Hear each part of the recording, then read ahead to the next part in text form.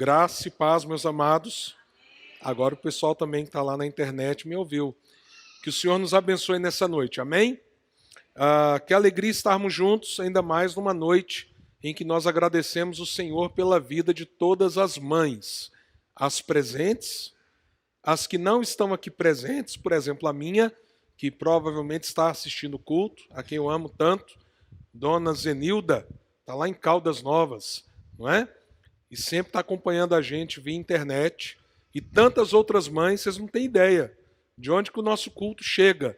O pessoal de vez em quando fala assim, pastor, corta o culto online para o povo vir para a igreja. Só que tem muita gente que só tem o culto online. Não é? Há pouco tempo, o Eduardo está lá no fundo, o Eduardo baterista. A mãe do Eduardo esteve aqui, não é, Eduardo? Lá no sítio, assistindo a gente. Ainda falou assim, pastor, de vez em quando, põe a câmera no meu filhinho, olha o tamanho do camarada, no Eduardinho, né? Que tamanhozinho lá daquela criatura. Falou assim, não, minha irmã, eu vou pedir o pessoal. Aí de vez em quando o pessoal tenta pegar ele assim no canto. Ou seja, o culto online abençoa a vida de tantas pessoas. Mas evidentemente que não é desculpa para quem pode vir, não vir. Você que não está vindo está perdendo, viu, irmão, irmã? Inclusive no próximo domingo nós temos um pregador de fora. Eu tenho o seguinte costume, como pastor titular da igreja, só trago gente melhor do que eu. Por exemplo, em junho veio o Jeremias Pereira. Posso ouvir um amém, pessoal? Em outubro vem o Monte Starks, lá dos Estados Unidos. E semana que vem o Wagner Zanelato. Ele é simplesmente o diretor nacional do Desafio Jovem, um jovem pastor, Igreja Presbiteriana da Pompeia, em São Paulo, envolvido com o discipulado. Ele vai falar no sábado com toda a juventude da cidade, presbiteriana. Agora, presbiteriana é ruim de presença. Os caras ficam assim, vai assistir online. Não, vem todo mundo para cá. Viu? Todos os jovens da nossa igreja, das outras igrejas. Mas no domingo, ele vai falar sobre histórias de recomeço com toda a igreja de manhã e à noite. Então não perca. Domingo que vem, um pregador de fora, o reverendo Wagner Zanelato. Mas você tem ideia de quantas mulheres na Bíblia possuem uma história de recomeço ligada à maternidade? Eu vou citar apenas algumas quanto à esterilidade, porque quanto a orar pelos filhos, clamar pelos filhos, nós temos muitos exemplos, tanto na Bíblia quanto na história da igreja. Mas quando a gente olha para mulheres que possivelmente não seriam mães, mas receberam de Deus essa bênção, exemplo, Sara, mulher de Abraão. Rebeca, esposa de Isaac. Raquel, esposa de Jacó. A mãe de Sansão, que não podia ter filhos. Ana. E hoje pela manhã, o pastor Rodrigo pregou sobre Ana, que foi a mãe de Samuel. Existe uma mulher fora do arraial do povo de Deus, uma sunamita, que Eliseu ora por ela, porque ela abençoou o profeta, e ele clama, e essa mulher que também era estéril, se torna mãe. E aí a gente chega no Novo Testamento. Será que a gente tem alguma história no Novo Testamento de uma mulher que não podia ter filhos, estéril, e que Deus abençoou com a maternidade? Há uma história linda no Novo Testamento. Vou confessar uma coisa para vocês. É a primeira vez que eu vou pregar especificamente sobre essa mulher. Eu tentei assim, pelo menos que eu me lembre, eu posso ter citado, mas sobre a vida dela, acho que é o primeiro sermão. Espero que Deus tenha misericórdia e eu consiga, não é, cumprir minha tarefa de um modo agradável aos olhos do Senhor. Mas, inclusive, hoje eu vou fazer uma coisa bem diferente do que eu costumo fazer. O nome dessa mulher é Isabel, a mãe de João Batista. E você vai entender por que eu estou dizendo que Isabel é uma mãe improvável, mas uma mãe extraordinária. Improvável, mas extraordinária. E por que Deus deu a maternidade a essa mulher? Eu disse que eu vou fazer algo diferente hoje à noite, e vou mesmo. O nosso texto base vai ser Lucas capítulo 1. Você sabe quantos versículos Lucas 1 tem? 5 segundos para alguém responder. 5, 4, 3, 2. Vocês estão ruins de gincana bíblica, hein? Senhor amado. 80 versículos. 80 versículos. Eu vou fazer um combinado com vocês. Eu leio, todo mundo prestando bastante atenção. Se quiser até fechar o olho só para ouvir, preste muita atenção. Não deixe a sua atenção desviar. Ô infeliz, desliga esse celular junto aí da TV, smartphone, sei lá o que você está usando. Foco na palavra. Não, porque tem gente que quer fazer a janta de domingo. Eu estou assistindo o culto, cultuando a Deus. Está fazendo a janta e dizendo que está cultuando a Deus. Para tudo agora. Nós vamos ler Lucas 1. E quem está aqui, esquece o boleto de amanhã. Está nas mãos do Senhor, o Senhor vai cuidar. Posso ouvir um amém, gente? Amém. Porque nós vamos ler 80 versículos. Certo? Aí eu faço um acordo com vocês. Eu leio os 80 versículos e prego 20 minutos. Combinado? Fechado?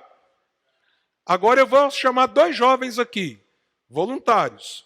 Claro que sempre quando não tem um voluntário de coração, a gente ajuda o coração do irmão, da irmã, né? Então eu quero 2 jovens aqui na frente, porque um vai marcar os 10 primeiros minutos depois que eu terminar de ler. E outro vai marcar os outros 10. Alguém pode me ajudar aqui, gente, em nome de Jesus? Tem que ser jovem. Não? Ô Marco Túlio, me ajuda aí. Já tem um aqui. Vem cá, cara. Você é cara bom. Vem cá. Mas tem que pegar um celular, pega um trem aí que você vai controlar. Os primeiros 10 minutos é com você. Agora eu quero uma moça. Isso, senta aqui, ó. Senta aqui bem na frente. Você é o cara que depois que eu ler, tá? Só conta depois que eu ler os 80 versículos. Você vai marcar 10 minutos. Quando chegar nos 10, você fala assim, pastor, ok? Uma moça agora. Tem uma moça aí para me ajudar, em nome de Jesus? Hã? Ô Kézia, você está apontando assim, Kézia? Nessa distância aí eu vou ver quem. Chama aí, manda para cá. Hã? Então vem cá, uma delas. Senta aqui. Vai marcar os outros 10 minutos, que hoje eu vou cumprir minha palavra. Vou ler 80 versículos, vou pregar em 20 minutos. E não é fácil não, viu gente? E os outros oram por mim para eu dar conta. Amém? E você vai sair daqui com uma visão tremenda. Cadê as meninas? Eu vou ter que chamar aqui. Já vem 2, glória a Deus. Essa igreja é abençoada. É isso mesmo, já vem as 2. As 2 vão fazer o controle. Senta aqui, ó. Gente, vamos louvar a Deus por essa juventude aí. Esse povo vai para a caravana, a luz vai ser uma bênção. Ou seja, não, vocês estão indo para trás para quê? Senta aqui, ó. Muito bem. Vocês têm que entender. Quando ele der o sinal para mim, pastor, se eu não entender, você fica em pé. Se eu não entender, você grita, pastor! 10 minutos, você não entendeu? Vocês 2 vão fazer diferente. Quando terminar os 10 minutos, vocês começam a contar os outros 10. Tá bom? Combinado? Todo mundo entendeu, pessoal? Só que agora, atenção! Capítulo 1 de Lucas. E eu vou deixar 2 perguntas enquanto a gente vai lendo. Primeira pergunta. Lucas, por que você escreveu isso? Por que você escreveu isso? Segunda pergunta. Isabel, o que você tem a nos ensinar? Qual que é a primeira pergunta, gente? Lucas, por que você escreveu isso? Segunda pergunta. Isabel, o que você pode nos ensinar? Meu objetivo é depois, em 20 minutos, responder essas 2 perguntas. Vamos lá? Todos preparados? Lucas capítulo 1. Irmão, irmã que está em casa, volto a dizer, para de fazer as coisas ao mesmo tempo cultuar a Deus. Presta atenção, porque agora nós vamos ler. Todo mundo preste muita atenção. São 80 versículos. Assim diz a palavra do Senhor, conforme está escrito no Evangelho de Lucas, capítulo 1. Muitos já se dedicaram a elaborar um relato dos fatos que se cumpriram entre nós, conforme nos foram transmitidos por aqueles que desde o início foram testemunhas oculares e servos da palavra. Pergunta: Lucas foi testemunha ocular? Não, ele foi um historiador que depois levantou os fatos. Eu mesmo investiguei tudo cuidadosamente desde o começo e decidi escrever-te um relato ordenado, ó excelentíssimo Teófilo. Relato o que, gente? Ordenado, para que tenhas a certeza das coisas que te foram ensinadas. No tempo de Herodes, rei da Judéia, havia um sacerdote chamado Zacarias, que pertencia ao grupo sacerdotal de Abias. Isabel, sua mulher, também era descendente de Arão. Ambos eram justos aos olhos de Deus, obedecendo de modo irrepreensível a todos os mandamentos e preceitos do Senhor. Mas eles não tinham filhos, porque Isabel era estéril. Quem era estéril, gente? Isabel. E ambos eram o quê? De idade avançada. Certa vez, estando de serviço o seu grupo, Zacarias estava servindo como sacerdote diante de Deus. Ele foi escolhido por sorteio, de acordo com o costume do sacerdócio, para entrar no santuário do Senhor e oferecer incenso. Chegando a hora de oferecer incenso, o povo todo estava orando lá de fora. Então um anjo do Senhor apareceu a Zacarias à direita do altar do incenso. Quando Zacarias o viu, perturbou-se e foi dominado pelo medo. Mas o anjo lhe disse: não tenha medo, Zacarias. Sua oração foi ouvida. Isabel, sua mulher, lhe dará um filho e você lhe dará o nome de João. Ele será motivo de prazer e de alegria para você. E muitos se alegrarão por causa do nascimento dele, pois será grande aos olhos do Senhor. Ele nunca tomará vinho nem bebida fermentada, e será cheio do Espírito Santo desde antes do seu nascimento. Fará retornar muitos dentre o povo de Israel ao Senhor, o seu Deus, e irá diante do Senhor no espírito e no poder de Elias, para fazer voltar o coração dos pais a seus filhos e dos desobedientes à sabedoria dos justos, para deixar um povo preparado para o Senhor. Zacarias perguntou ao anjo: como posso ter certeza disso? Sou velho e minha mulher é de idade avançada. O anjo respondeu: sou Gabriel, o que está sempre na presença de Deus. Fui enviado para lhe transmitir essas boas novas. Agora você ficará mudo. Não poderá falar até o dia em que isso acontecer, porque não acreditou em minhas palavras, que se cumprirão no tempo oportuno. Parece que Gabriel era meio bravo, né? Enquanto isso, o povo esperava por Zacarias, estranhando sua demora no santuário. Quando saiu, não conseguia falar nada. O povo percebeu então que ele tivera uma visão no santuário. Zacarias fazia sinais para eles, mas permanecia mudo. Quando se completou o seu período de serviço, ele voltou para casa. Depois disso, Isabel, sua mulher, engravidou e durante 5 meses não saiu de casa. E ela dizia: isto é obra do Senhor. Agora ele olhou para mim favoravelmente, para desfazer a minha humilhação perante o povo. No 6º mês, Deus enviou o anjo Gabriel a Nazaré, cidade da Galileia, a uma virgem prometida em casamento a certo homem chamado José, descendente de Davi. O nome da virgem era Maria. O anjo aproximando-se dela, disse: alegre-se, agraciada, o Senhor está com você. Maria ficou perturbada com essas palavras, pensando o que poderia significar essa saudação. Mas o anjo lhe disse: não tenha medo, Maria. Você foi agraciada por Deus. Você ficará grávida e dará à luz um filho e lhe porá o nome de Jesus. Ele será grande e será chamado Filho do Altíssimo. O Senhor Deus lhe dará o trono de seu pai Davi e ele reinará para sempre sobre o povo de Jacó. Seu reino jamais terá fim. Perguntou Maria ao anjo: como acontecerá isso se sou virgem? O anjo respondeu: o Espírito Santo virá sobre você e o poder do Altíssimo a cobrirá com a sua sombra. Assim, aquele que há de nascer será chamado Santo, Filho de Deus. Também Isabel, sua parente, terá um filho na velhice.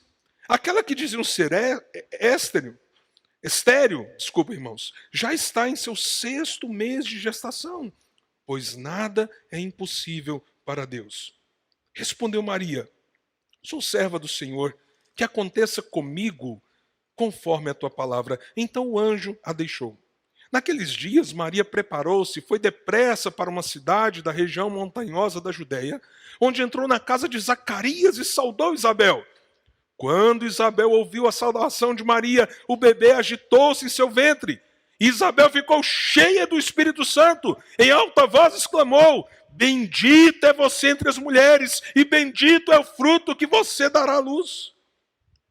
Mas por que sou tão agraciada ao ponto de me visitar a mãe do meu Senhor? Logo que a sua saudação chegou aos meus ouvidos, o bebê que estava em meu ventre agitou-se de alegria. Feliz é aquela que creu, que se cumprirá aquilo que o Senhor lhe disse. Então disse Maria: minha alma engrandece ao Senhor. O meu espírito se alegra em Deus, meu Salvador, pois atentou para a humildade da sua serva. De agora em diante todas as gerações me chamarão bem-aventurada. Pois o poderoso fez grandes coisas em meu favor. Santo é o seu nome. A sua misericórdia estende-se aos que o temem de geração em geração. Ele realizou poderosos feitos com seu braço. Dispersou os que estavam soberbos no mais íntimo do coração. Derrubou governantes dos seus tronos, mas exaltou os humildes. Encheu de coisas boas os famintos, mas despediu de mãos vazias os ricos. Ajudou a seu servo Israel, lembrando-se da sua misericórdia, para com Abraão e seus descendentes para sempre, como dissera aos nossos antepassados.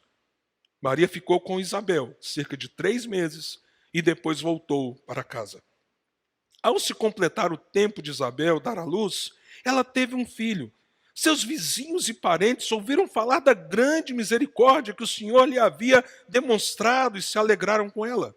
No 8º dia foram circuncidar o menino e queriam dar-lhe o nome do pai, Zacarias.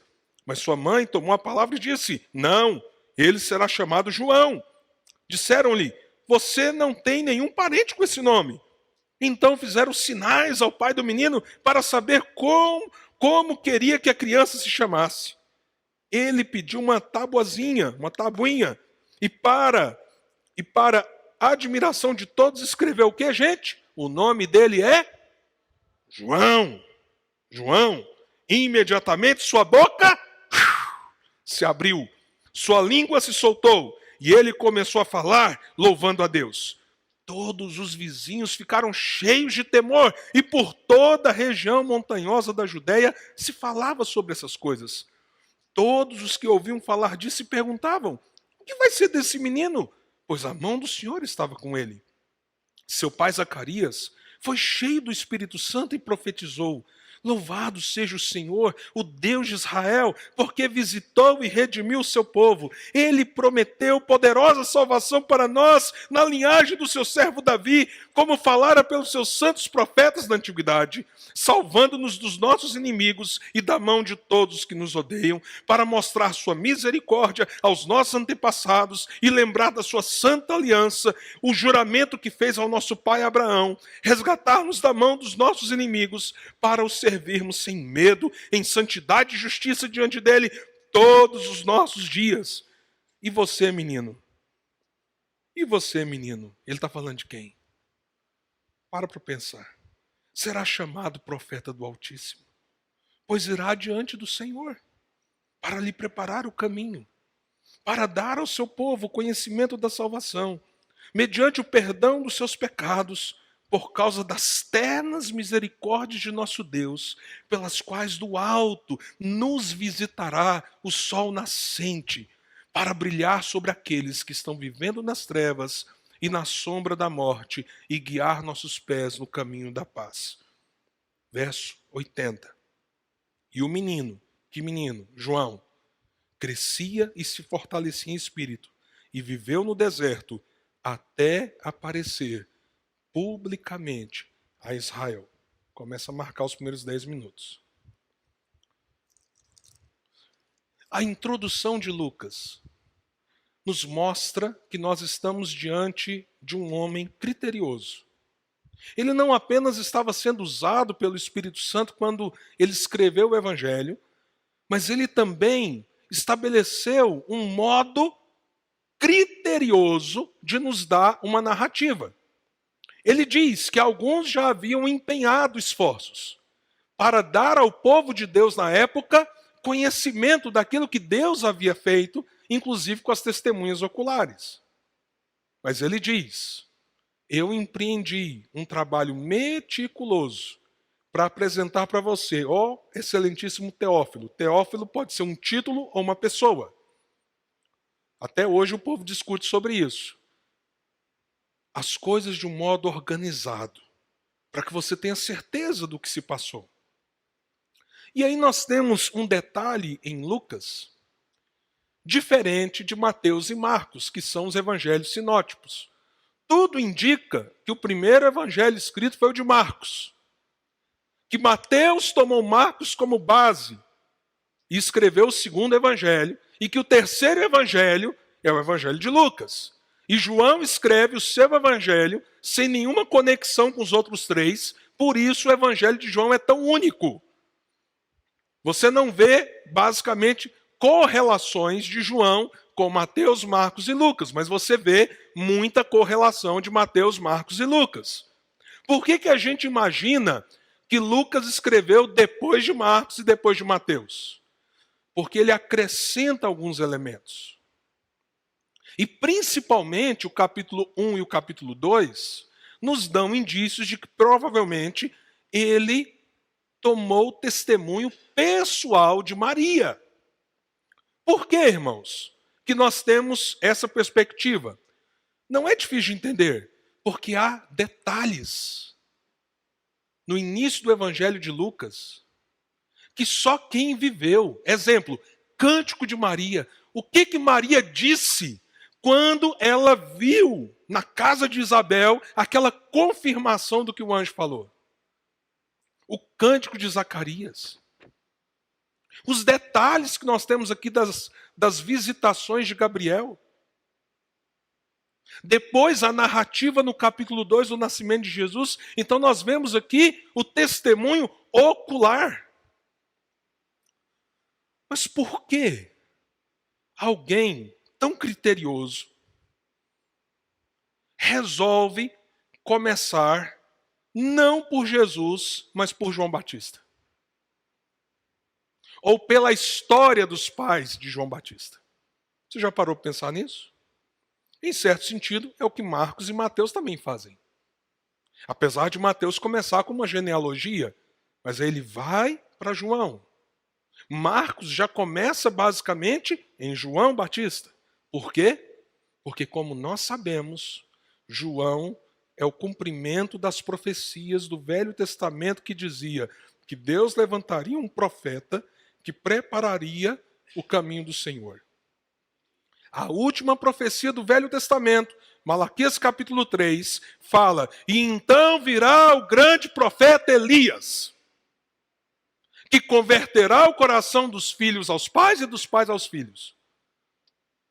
E como nós lemos, e Lucas registra, João Batista vem no espírito de Elias. O que isso significa? Não é que o espírito de Elias baixou em João Batista, mas que Elias era um tipo, no Velho Testamento, de quem seria João Batista. Elias viveu no deserto. João Batista viveu no deserto. Elias pregou contra o rei e confrontou o rei. João Batista confrontou o rei. Entende? Então, essa é uma figura lá atrás de algo que aconteceria aqui na frente. Por isso, Lucas começa nesse ponto. E aí ele narra com detalhes que os outros evangelhos não narram, como foi o nascimento de João Batista. E aqui vem a nossa segunda questão. Nossa segunda questão. Mas o que a gente aprende sobre Isabel? A gente poderia falar muito sobre o próprio João Batista. A gente poderia falar muito sobre Zacarias. Mas eu disse para vocês, eu vou pregar... Vocês estão marcando o tempo, gente? Beleza? Eu vou pregar 20 minutos. E em 20 minutos eu quero ir nos versículos que o nome de Isabel aparece. E depois eu quero fazer uma aplicação para cada uma dessas verdades. Então, vamos lá? Quando a gente então lê o texto, qual que é o primeiro versículo desse capítulo que aparece o nome Isabel? Versículo 5. O nome dela aparece no seguinte contexto: ela era mulher de Zacarias e ela também era descendente de Arão. Zacarias era um sacerdote. Não sei se os irmãos lembram, mas os sacerdotes não eram sacerdotes porque resolviam ser. Eles tinham que ser descendentes de Arão. O que o texto está nos dizendo? Zacarias era da linhagem de Arão. Nós estamos falando de Arão, está lá no Velho Testamento, séculos e séculos atrás. Pastor, mais ou menos quantos descendentes de Arão devia ter nessa época? Uns 20? Chuta mais. Uns 200? Chuta mais. Uns 1000? Chuta mais. Tinha muito descendente de Arão, porque são séculos dessa descendência sacerdotal. Só para você ter ideia, o que o texto nos diz que Zacarias pôde fazer no templo, acender o fogo que nunca deveria apagar, ou alimentar o fogo que nunca deveria apagar, o incenso ali no altar do Senhor.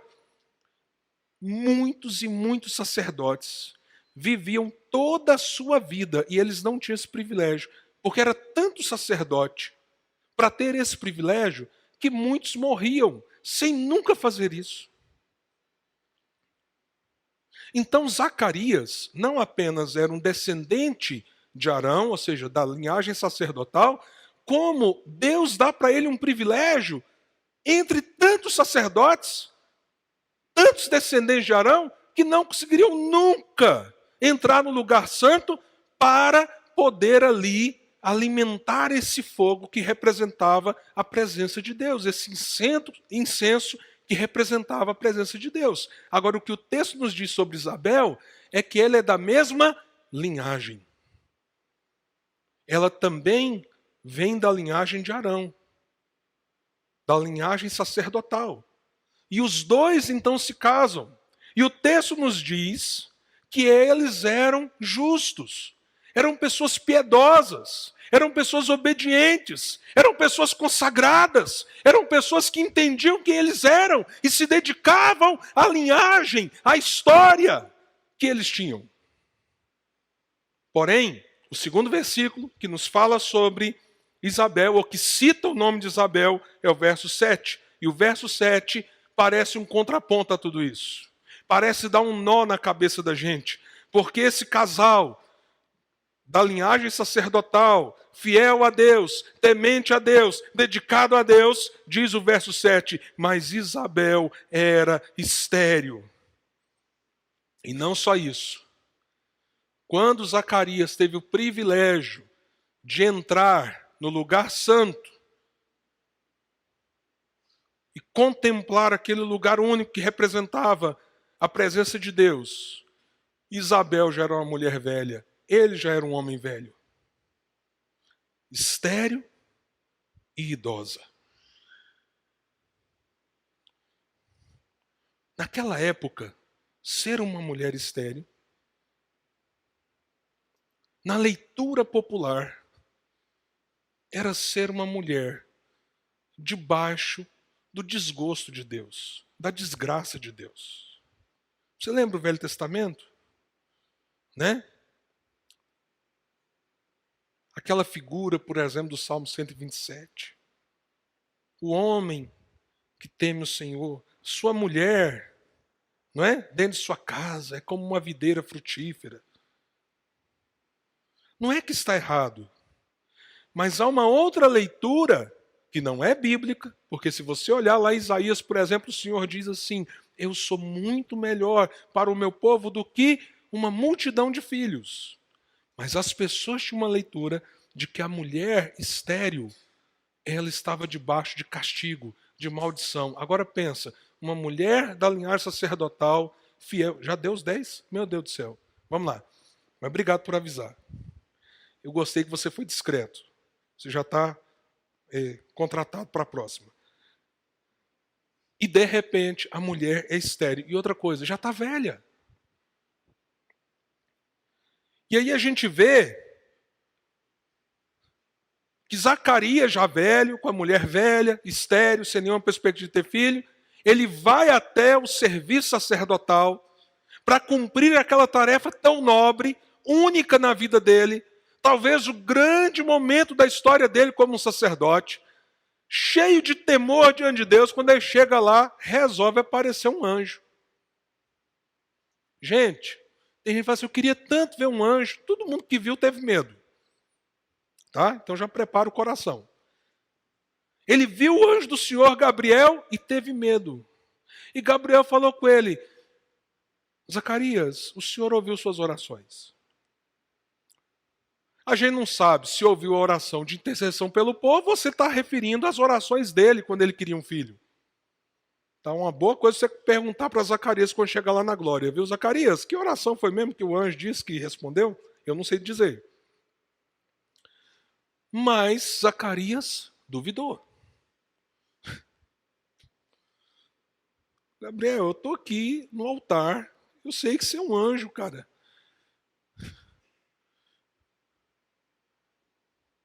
Não me dá falsa esperança, não. Você sabe o tanto que eu e minha mulher já quisemos? Ela está velha. Ô Zacarias, porque você duvidou, você vai ficar mudo. Sonho de toda mulher. Um marido mudo durante a gravidez. Já pensou? Coisa maravilhosa. Ela pode falar o que quiser. Eu não aguento, né? Aquele estresse da gravidez. Quem é marido que sabe. Nem o cheiro do marido aguenta. E o marido tá... E aí, caladinho. O fato é, a gente chega no verso 24 e a Bíblia diz assim, que ela engravidou. Velha, estéril, ela engravidou.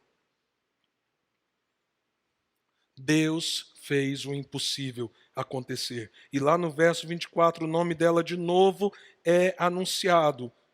E o texto nos diz que ela fica 5 meses sem aparecer para os vizinhos. O marido mudo e a mulher sumida. Por que ela sumiu 5 meses, gente? Vocês têm noção? Eu tenho uma hipótese. Eu não sei se vocês sabem, mas até o 3º, 4º mês, toda gravidez é de alto risco. A possibilidade de alguém perder o feto é muito grande. Então eu imagino que, na verdade, a luta de Zacarias era a luta de Isabel. Beleza, eu estou grávida, mas e se esse menino não vingar, se não acontecer? Mas no 5º mês a barriga... Eu nunca fiquei grávido, apesar da minha barriga.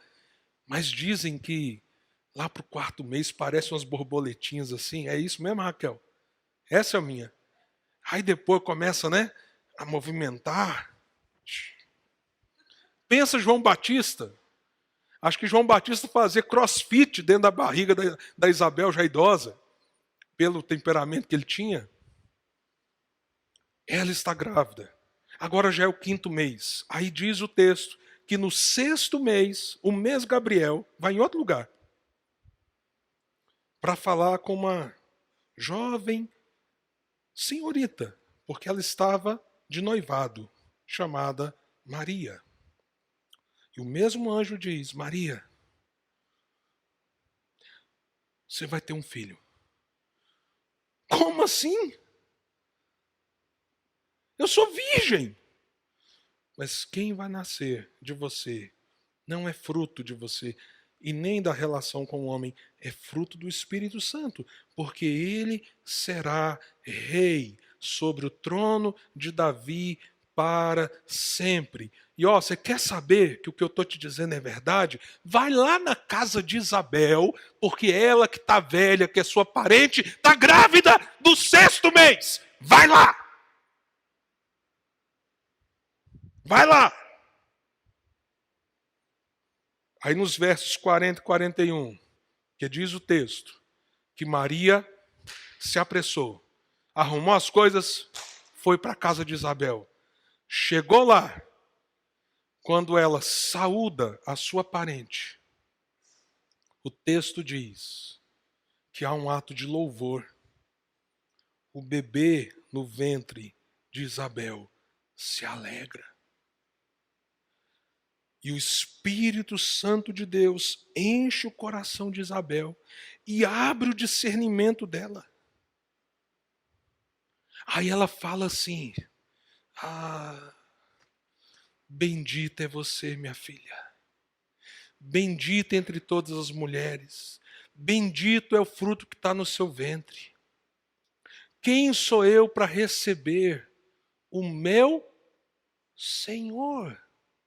Ela chama o bebê de Maria de o meu Senhor.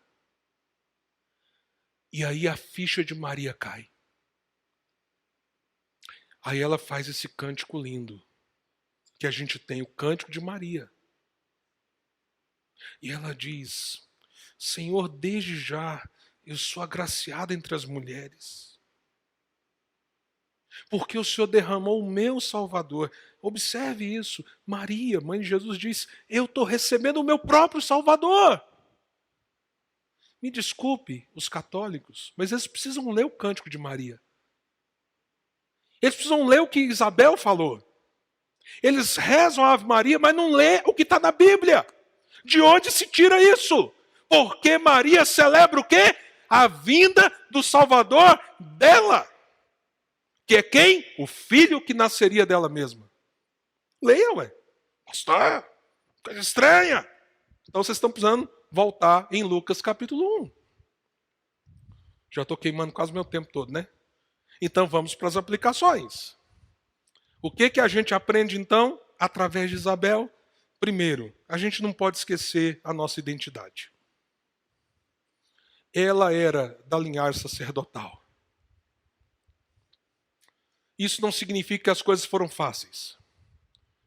Ela deve ter clamado muitas e muitas vezes para ter um filho.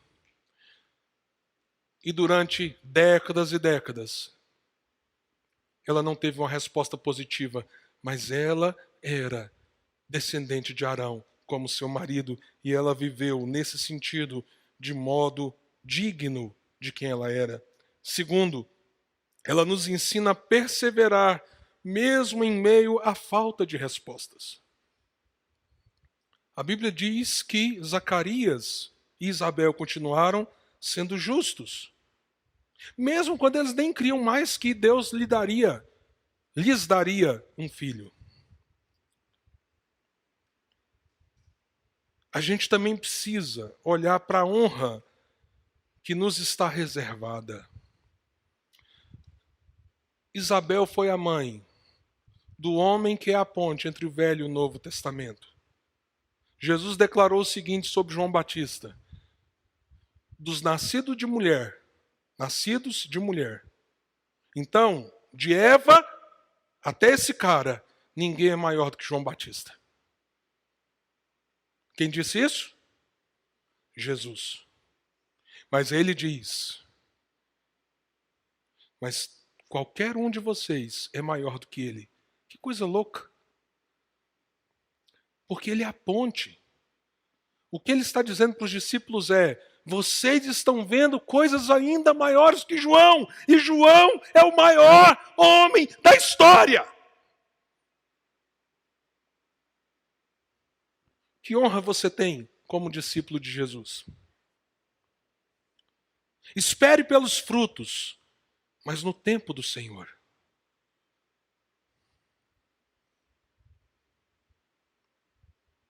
Quantas cadeiras nós temos aqui vazias nessa noite? Quantas pessoas poderiam estar ouvindo o Evangelho, sentadas aqui, ouvindo essa mensagem? É papel nosso anunciar o Evangelho. Mas deixa eu te dizer uma coisa. Os frutos vêm do Senhor. E eles virão no tempo do Senhor. E nós temos que aprender isso, não só sobre a igreja, sobre os nossos filhos, sobre a nossa casa, às vezes sobre o casamento. Eu estou para desistir, pastor. Eu não aguento mais essa vida, pastor. Filho, filha, olhe para Jesus e espere no Senhor o tempo dele para determinadas coisas. Perceba quem lhe saúda, quem vem ao seu encontro para trazer alegria dentro de você. Acabou? Já estou no último. E deseje e busque, como Isabel, quando você for saudado diante da presença do Senhor, busque e diga: Senhor, me enche do teu espírito, para que eu possa viver para a tua glória. Mães, leiam Lucas 1. Aprendam com Isabel. Filhos e filhas, aprendam com Isabel. Irmãos, maridos, aprendam com Zacarias e Isabel. Vamos ficar em pé, vamos orar. Passei uns 40 segundos, né? Eu sempre tento, mas é difícil.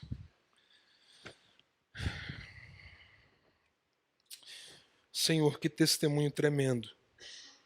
Obrigado pela tua palavra. Obrigado a Deus por figuras, às vezes aparentemente tão pequenas diante das narrativas, mas que na verdade têm histórias tremendas e gigantescas, como é o caso de Isabel, de Zacarias. Nessa noite, que as mães que aqui estão possam olhar para o exemplo dessa mulher, que nós, ó Deus, como família, possamos olhar para o exemplo dessa família, que nós possamos crer que os nossos filhos estão debaixo de um propósito do Senhor. Ó Deus, eu sei que o papel de João Batista foi único, mas também, ó Deus, o chamado do Senhor para os nossos filhos é único. Então nos ajude, ó Deus, a dobrar o joelho por eles.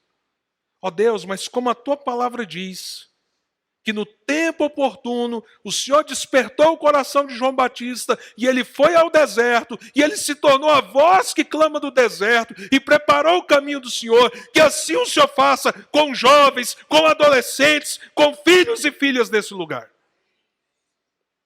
Que se levantem como profetas do Senhor nessa geração e nos use como igreja para capacitá-los como o Senhor usou Zacarias e Isabel na vida de João Batista.